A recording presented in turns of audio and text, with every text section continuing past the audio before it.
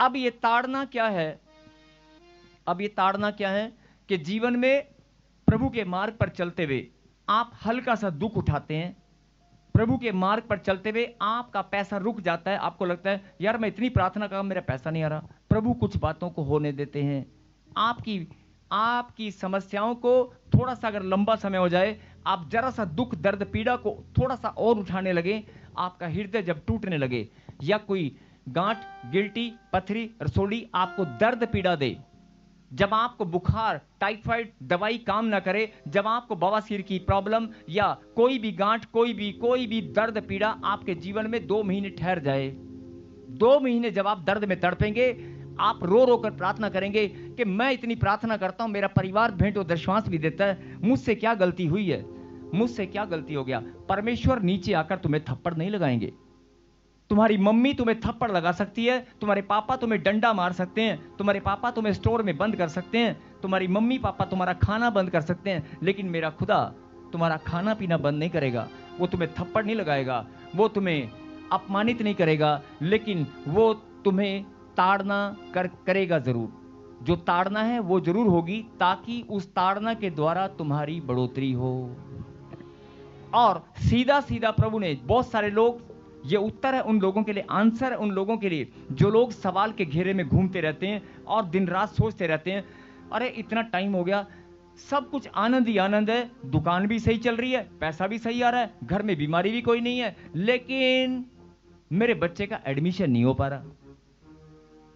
सब कुछ सही है, पैसा भी है, धन भी है, दौलत भी है, मान भी, सम्मान भी, मेरे बच्चों का रिश्ता नहीं हो पा रहा, मेरे बच्चों का रिश्ता नहीं हो पा रहा। आप हर तरह से वैभव ऐश्वर्य मान सम्मान पैसा धन दौलत सब कुछ आपके पास है, सब कुछ आपके पास होने के बाद आपके रिश्ते ना हो, आपके बच्चों की आपकी बेटियों के रिश्ते नहीं हो पा रहे, 2 साल 3 साल 4 साल 5 साल वही रिश्तेदार आपके पास आएंगे, क्या हुआ तुम्हारी बेटी का रिश्ता नहीं हो पाया। आप ऊपर से हंस रहे हैं, प्रभु में मजबूत हैं, लेकिन उसी दिन आप कमरे में बंद हो जाएंगे अपने आप को और रोने लगेंगे फूट फूट कर, हे परमेश्वर मेरी बेटी निकम्मी है कि मैं निकम्मी हूं, मेरी बेटी में निकम्मापन है, मेरी बेटी के पाप मुझ पर हैं या मेरे कोई पाप मेरी बेटी के ऊपर भारी पड़े हैं, या कोई पुरखों के श्राप है, क्या है, मेरी बेटी का रिश्ता क्यों नहीं हो पा रहा, मेरा बिजनेस क्यों नहीं चल पा रहा। आप टूट कर रोने लगेंगे। आपको लगता है मैं इतनी प्रार्थना करता हूं। बहुत सारे लोग, अब दूसरा एग्जांपल प्रॉपर्टी को लेकर, खास तौर पे ध्यान से सुना, प्रॉपर्टी को लेकर जो लोग, मेरी प्रॉपर्टी क्यों बिक नहीं रही है, मैं इस प्रॉपर्टी को बेचना चाहता हूं। अरे तेरे बाप ने मेहनत की कमाई कर करके, खून पसीने की कमाई करके वो प्रॉपर्टी बनाई थी, तेरा अधिकार नहीं है, तू उसे बेच दे। आज तूने फैसला लिया मैं इसे बेचना चाहता हूं, और अगर प्रॉपर्टी नहीं बिकी तो बैंक वाले पता नहीं क्या कर देंगे, बैंक वाले पता नहीं क्या कर देंगे। बहुत सारे लोग मायूसी में चले जाते हैं और क्या मालते मालूम है, मैं नहीं जाऊंगा चर्च, 4 साल हो गए मुझे प्रभु में प्रार्थना करते हुए, सब कुछ मेरे पास है, अब मेरी हालत इतनी पतली हो गई है कि मैं एक प्रॉपर्टी को बेचकर अपना बैलेंस सीधा करना चाहता हूं। मैं अपनी प्रॉपर्टी को बेचकर, एक प्लॉट को बेचकर, जिससे मेरे मकान को बैंक वाले कब्जा ना कर लें, उसका लोन भी खत्म हो जाएगा, मेरे घर में शादी, जो आने वाली शादी में खर्चा है वो भी उतर जाएगा, मेरे बच्चे के विदेश जाने का खर्चा है वो भी उतर जाएगा, और 2-4 लाख रुपए मुझे बच भी जाएंगे। एक प्रॉपर्टी मेरी प्लॉट में 3 साल से बेचने का कोशिश कर रहा हूं, मेरी प्रॉपर्टी बिकने का नाम नहीं ले रही है। आपकी मायूसी दिन प्रतिदिन बढ़ती जाएगी, बढ़ती जाएगी, बढ़ती जाएगी। आप अपने बच्चों को जो उसका सही, ध्यान से सुने। बहुत सारे लोग जब कोई बात प्रभु की ओर से होती है तो ध्यान भटकता है।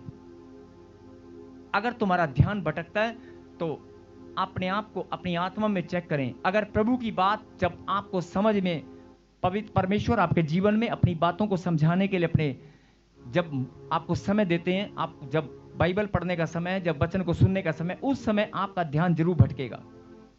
आप समझ जाए इस बात को कि अगर आपका ध्यान भटक रहा है तो इसका मतलब आप कमजोर हैं। और अगर आप प्रॉपर्टी को बेचना चाहते हैं और आप प्रार्थना कर रहे हैं कि मेरी प्रॉपर्टी बिक नहीं रही, तो मैं सवाल करना चाहता हूं, प्रॉपर्टी एक ब्लेसिंग है कि नहीं? जमीन जायदाद एक ब्लेसिंग है कि नहीं? बोलिए, है कि नहीं? अगर जमीन जायदाद प्रॉपर्टी एक ब्लेसिंग है, आपके बच्चे आपकी संतान क्या है? बोलिए, ब्लेसिंग है कि नहीं? है कि नहीं? आप अपने बच्चों को बेचने की प्रार्थना कर सकते हैं? तो आप प्रॉपर्टी को बेचने की प्रार्थना कैसे कर सकते हैं? आप धन की व्यवस्था के लिए परमेश्वर से मांगना शुरू करें, प्रॉपर्टी को बेचने के बजाय। जिस प्रॉपर्टी को परमेश्वर ने आपके पुरखों को दिया, जिस जमीन जायदाद को, उनकी मेहनत, उनके खून पसीने की कमाई, परमेश्वर ने उनको आशीष दिया, आप उसको बेचना चाहते हैं? अगर हो सकता है परमेश्वर की इच्छा ना हो, वो आपको कहीं और से धन देना चाहता है, लेकिन आप जिद पकड़ कर बैठे हैं, नहीं मुझे बेचना है, मुझे बेचना है, मुझे बेचना है। ऐसी बहुत सारी गलतियां निकल कर आएंगी, बहुत सारे उदाहरण आपके पास आएंगे जिसके सामने आपको अपनी गलतियां महसूस होंगी। नहीं, हाँ शायद मैं गलत हूं, तभी मेरी ताड़ना हो रही है। ताड़ना मतलब वो समय जब जैसे तुम्हारे माता पिता ने उपदेश दिया, तुम्हें समझ में नहीं आया, फिर डांट पड़ी, फिर तुम्हें दंड दिया, ऐसे तुम्हारे जीवन में मसीह में आने के बाद, प्रभु में आने के बाद जब आप छुटकारा ठीक से ना पाए, जब आपकी बढ़ोतरी ठीक से ना हो पाए, आपके बच्चे, आपको लगता है कि एडमिशन, इस कॉलेज में मेरा एडमिशन होना चाहिए, मेरे बच्चों का अच्छे मार्क्स आए हैं, सबका एडमिशन हो गया, मेरे बच्चे का क्यों नहीं हुआ? एक ही पेपर में मेरा बच्चा कैसे कम मार्क्स ला सकता है? नहीं, मतलब जब आपके दिमाग में सवाल ही सवाल हो, आप हैरान हो जाएं कि ऐसी प्रॉब्लम क्यों रही है। कुछ बातों को परमेश्वर आपके जीवन में होने देते हैं। अगर कुछ दुख, दर्द, पीड़ाएं, कुछ तकलीफ आपको सहन करनी होती हैं, वो परमेश्वर की योजना का हिस्सा है।